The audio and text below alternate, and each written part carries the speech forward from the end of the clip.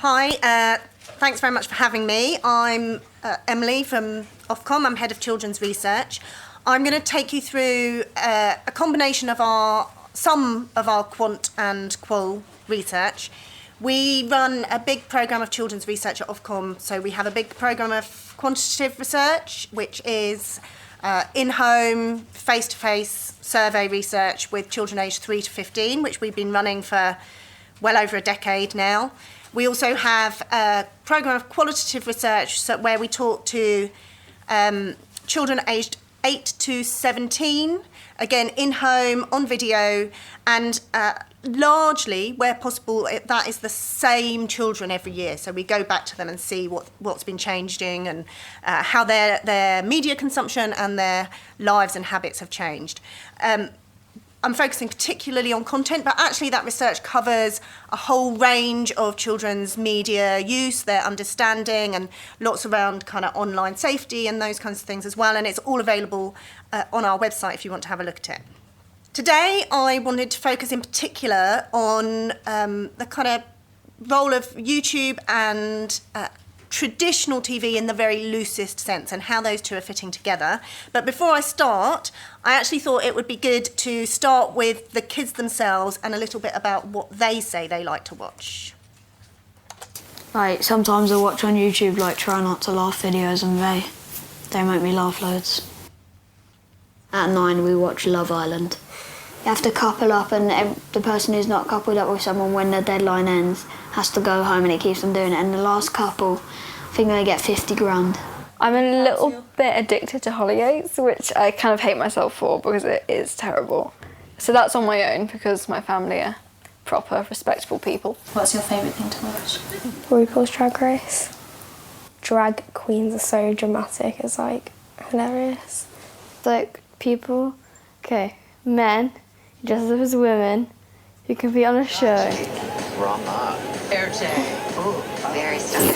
I think... There's like this thing on, I don't know what it's called, SpongeBob. I just watch it because it's weird looking. And I'm really into like the Marvel and DC, also Legends of Tomorrow. These are like all the ones I like to watch. Supergirl, Flash, 13 Reasons Why, Empire, The Walking Dead. People normally watch like series or something, like 13 Reasons Why, Pretty Little Liars, Fresh Prince of Bel-Air. I've been watching them, like, you know, the little documentaries that have been coming out, like Little Boy Blue and The Free Girls one. I watched all The Free Girls. When I wake up, like whatever time, like 2, 3, I'll like spend like an hour just watching YouTube videos. I like watching like beauty videos, like room tours, like makeup looks, vlogs. The main person I watch is still sort of Chris MD. I watch him, he does FIFA and football. Oh, and I watch Ben Phillips. He pranks people. I hate him. He's the best. Right, he's a complete moron. I think they copied one of his pranks once on me. It could have been worse. I could have fell back and the stairs were there, and I just don't think they thought about the circumstances. It's too funny. So, as you can see, a real mix of content. When you ask kids about what their favourite thing to watch is, you get a lot of kind of proper TV, I suppose. You get a lot of VOD, you get a lot of traditional broadcaster, you get YouTube. You also get, amongst the older kids, quite a lot of content that is made for family or adult viewing rather than necessarily made for kids themselves. So I think that kind of is quite interesting when you think about that whole range of content mix. So you're getting a lot of different things mixed up there. The girls in our sample, interestingly, they all seem to go through the YouTube beauty video phase. So you'll go and talk to them one year and they'll look like, you know, a sort of normal 10 or 11-year-old girl. You'll come back the next year, they look about 27. And then you come back the next year, they've gone back to looking kind of 12 or 13. So that seems to be a kind of, you know, required rite of passage for them. I wanted to start, though, with just a reminder. So this is Barb. It shows that, yes, time spent watching the TV is going down. It's not as up to date as the chart that Sadie and Steve showed, which shows that this has levelled off a bit. But I think the point I wanted to make still stands, actually, which is children are still spending a lot of time watching the TV set. So even though it's going down, or has been going down, it's still a big chunk of their time. So time spent watching the TV set is still important. And actually, when you kind of look at that across all the devices that they use to watch TV programmes, it's still a very big part of their lives. So that more kind of very loosely termed traditional TV, proper TV programmes is still playing a very big role. And actually 7 in 10 12 to 15s are watching TV now on devices other than the TV set. So even though you can see in that first bar there's a very slight drop in the numbers who are watching the TV set itself amongst those older children, there's a big rises in the number who are using their other devices to watch TV programmes. So that kind of traditional TV, the TV programmes, that is still alive and well. But we also know that there has been a big growth in the numbers who are using YouTube. Actually, that growth is particularly big amongst the younger children. So if you, this is just between 2016 and 2017. And if you look at that 5 to 7 age group, that's a 17 percentage point increase just in 1 year.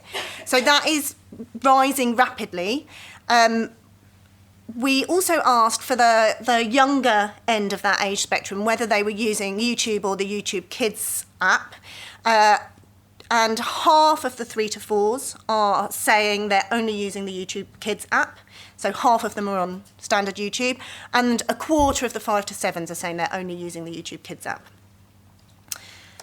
But just that reminder again, when you look at the number who are watching TV programmes across all their devices, YouTube is still not as high.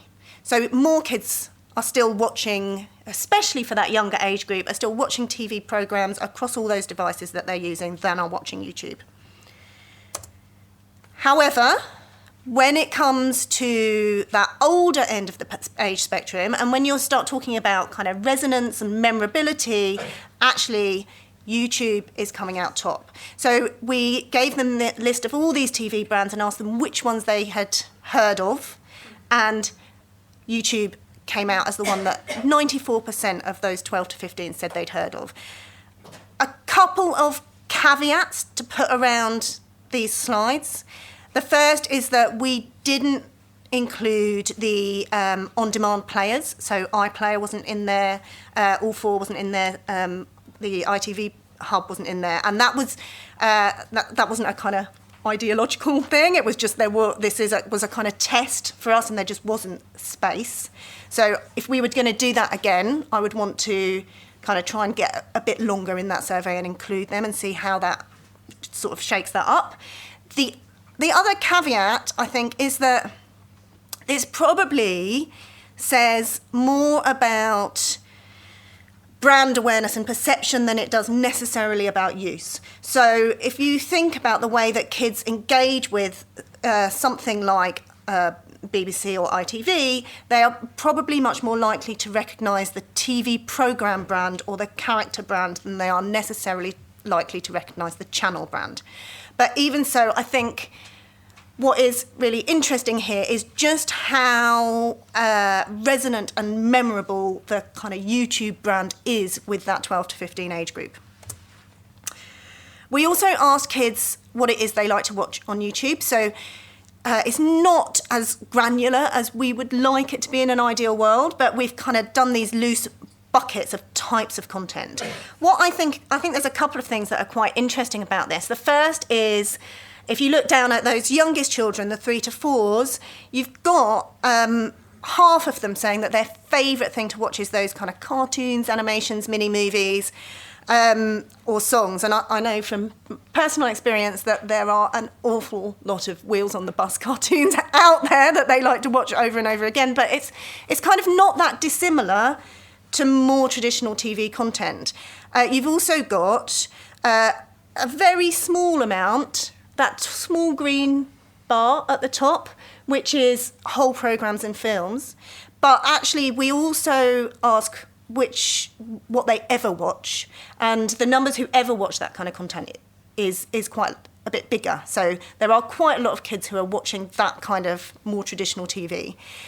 When you look right over at the right-hand side at the 12 to 15s, actually, one of the things that you'll see, and this is reflected in the qualitative research, is just how mixed it is. That, actually, one of the things that kids like about YouTube is you can go there and you can watch music videos if that's your thing, or you can watch vloggers, or you can watch other people playing Minecraft for hours on end, or whatever it is. So there's a real mixture of content out there, and that's, I think, reflected in how many different colours you've got on that right-hand side there. We also wanted to dig in a bit more into kind of the reasons that kids give for choosing content. We gave them this list of prompts, and we asked them which of those things were important to them when they were choosing something to watch. And you can see right at the top, you've got 74% who are thinking about them wanting content that makes them laugh. But you've also got quite a lot of the other, I guess, PSB, public service broadcasting type things that we at Ofcom are interested in, around making you think, inspiring you to try out new things or learning new things, those kinds of things too. And actually, a fifth there at the bottom who are actively looking for content that shocks or scares them. We then asked those kids who'd chosen those things, the ones that they said were important to them, where they would go to first for that kind of content. And again, you can see YouTube dominates here. That's kind of big swathe of purple across the bottom. But actually, you also have, if you look at the Make You Think, you've got BBC One, BBC Two are doing really well there. If you look at Relaxes You, helps you take time out. Netflix is really important. And that stuff around kind of giving you something to talk about with friends or family. You've got a whole mixture of YouTube, Netflix, BBC One, BBC Two and ITV. So that one about talking with family. So it's yes, YouTube is in all of those, but you can also see how kids are going to different places for different kind of content needs. We also asked kids themselves how they choose content, or what it is that makes what their thought process is when they're looking for something, and they're going to tell you about that themselves. You just go straight to YouTube, because I don't really know, just straight go to YouTube. Okay, get home. Let's go watch YouTube for about 5 hours and do nothing meaningful with my life. How do you tend to find things? Because people talk about them. I don't really go on to look for things. Do you have like a household Netflix or family one? Or? It's my sister's. How many people are using it? Me, my sister, my sister's boyfriend, and I think my sister's boyfriend's mate who they're living with. Usually it'll be like, oh well, I've seen this advertised and it looks good, and then we'll watch the trailer for it, and then we'll be like, yes. There's one that says top picks, and I go on there, and usually I find one to watch on there because they're recommended for me because of what I watch already. Well, I mainly just go in like the recommended section and then kind of click on random videos and see what comes up.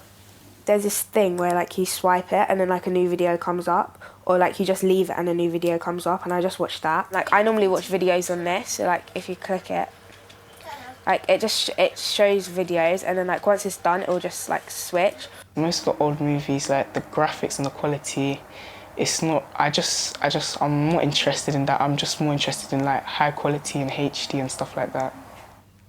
So, a mixture of reasons, obviously, but recommendations coming through is really important there. Whether that is from friends or family, or kind of what's being talked about at school, or from the recommendations that the platform itself is serving up to you.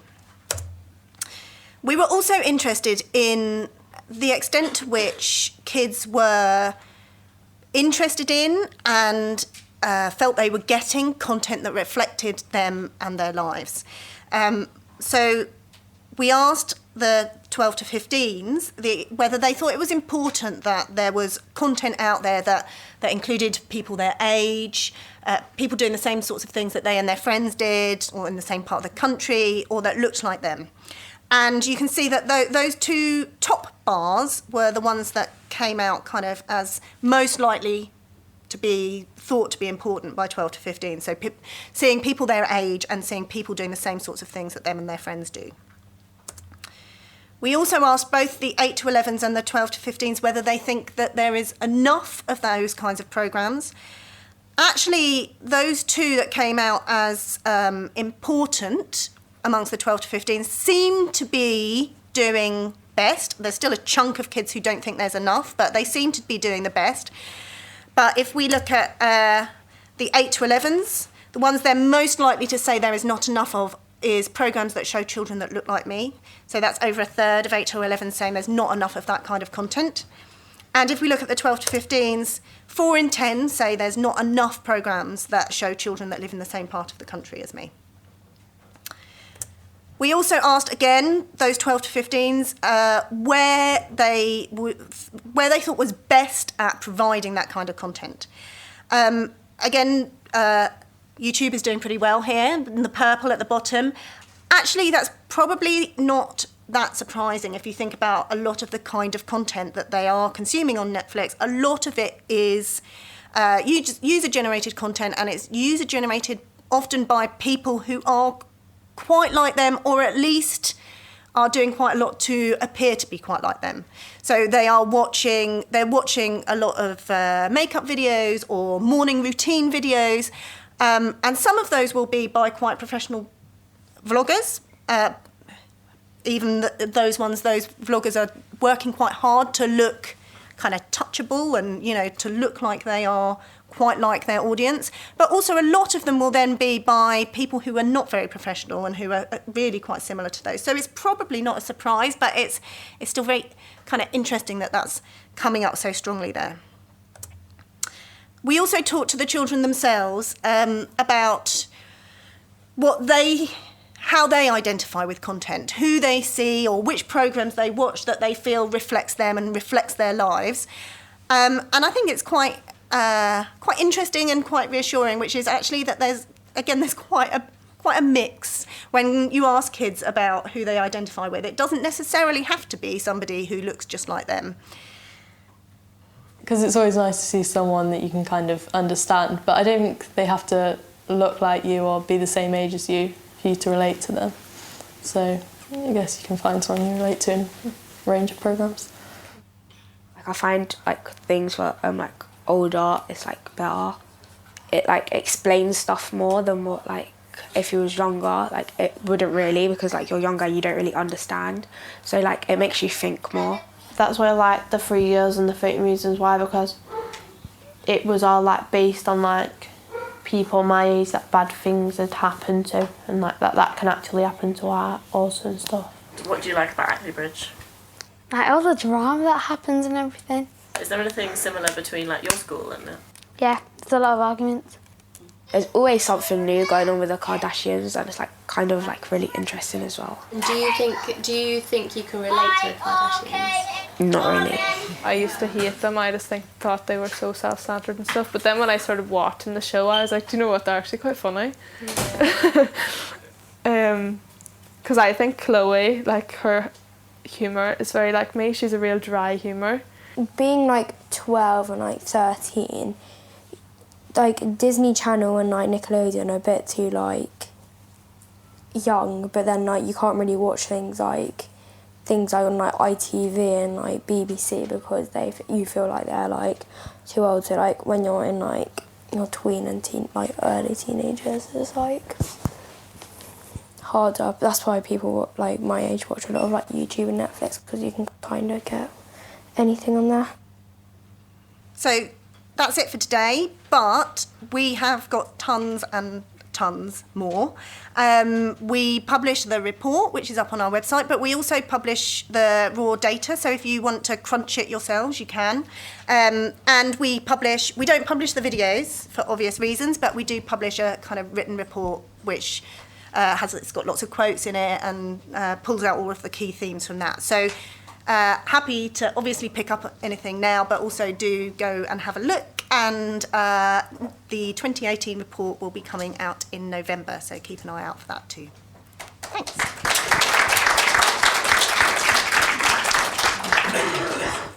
So you've all got any questions for? Thanks, Emily. I wondered, did you do a gender breakdown of those questions about seeing someone that looks like you or seeing themselves represented? Yes, we did. We break that down both by gender and socioeconomic group. Off the top of my head, I don't remember there being any stark differences. It will be in the report because we've got all of those breakdowns in the report. I don't remember. There are kind of big differences in those YouTube categories of what kids like to watch, as you might predict. But on those specific questions, I don't want to sort of say definitely because, but I don't think there were big differences. If there isn't, can I follow up just quickly with in terms of that question? Do you feel like you've got it? You've got it for that, because obviously you ask similar questions each time, and that gives us such a rich load of data. Yeah. But do you think those questions got to the because in another session, I think it was Pete Robinson was saying, if our data tells us that girls like pink and we give them pink, and then they say they like pink in our data, so it's a sort of a little bit of if they don't kind of get that there's stuff that if I don't know, it's a really abstract thing for them to sort of get a handle on in a questionnaire, isn't it? And I certainly don't think we've got it, no. Okay. I think they are useful indicators, but I would not want to hang anything on them alone. It's partly why we do the qual, because that helps unpick that. Even then, there is a really complicated relationship as well between what children want, what they need, what they don't know they want because it doesn't yet exist. So unpicking any of that, even in really sophisticated qual, is quite difficult. So sometimes I think my job as a researcher is not just showing people what the numbers say, but also kind of saying what the limitations are of the numbers. So they're useful indications. One of the reasons we ask both the importance and the sufficiency is also to kind of get at whether there is a perceived lack of things that are also perceived to be important. And then you bring in the qual to try and unpick what anyway are children's perceptions of content that they might identify with and reflect them anything like what we think they might be like. But even then, you can't factor in the fact that you could bring in some amazing content that they can't conceive of that could flip all of that straight away. So, no, it's really to follow up on the kids. I want to see kids like me, and whether that's is that wanting to see more British kids, or is it wanting to see kids like me who have a strange accent, or is it wanting to see kids like me who could be American kids, but their parents are going through divorce? How do you break into that?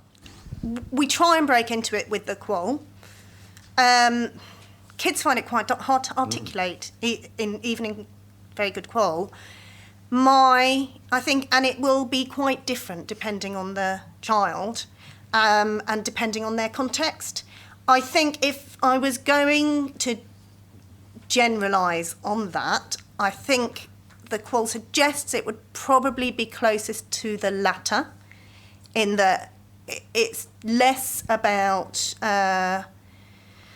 it's more about issues and experiences, but you also get things like, living in the same part of the country as me, this being really close, this happened really close to me, also comes out. So I think that is important too, and I think it will vary depending on the point at which the child is at, what's going on in their lives, and the extent to which actually they're seeing themselves represented or not anyway.